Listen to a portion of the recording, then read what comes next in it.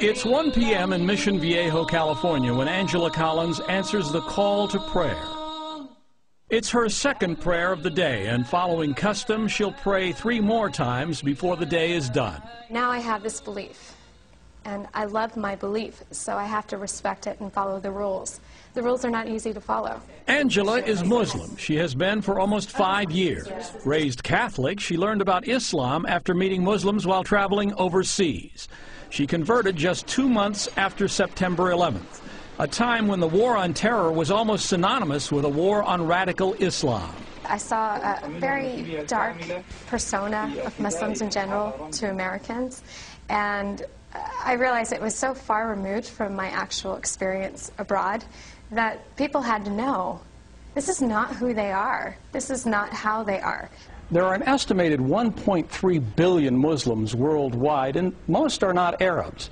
Here in the United States, while the Muslim contingent numbers an estimated 7 to 8 million, it's growing rapidly. 20,000 new converts each year, 4 times as many women as men. In the Quran, it says that women were created independently of Adam, that Eve was an independent creation of God's. And so for a lot of white American women, that really appeals to their sensibilities of equality, and it's very liberating for them. Maybe I'll help you cook something. Julia Roach converted to Islam after being introduced to the religion by her husband, Chris. They weren't married at the time. He is also an American.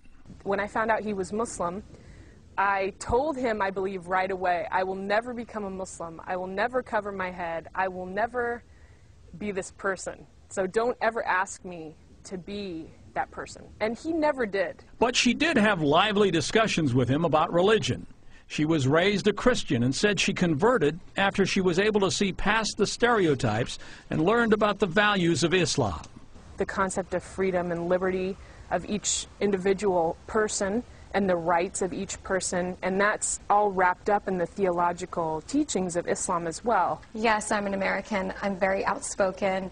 I'm pretty assertive and very happy person. And it's not the typical stereotype that people see with a Muslim woman. We're going to read green eggs and lamb.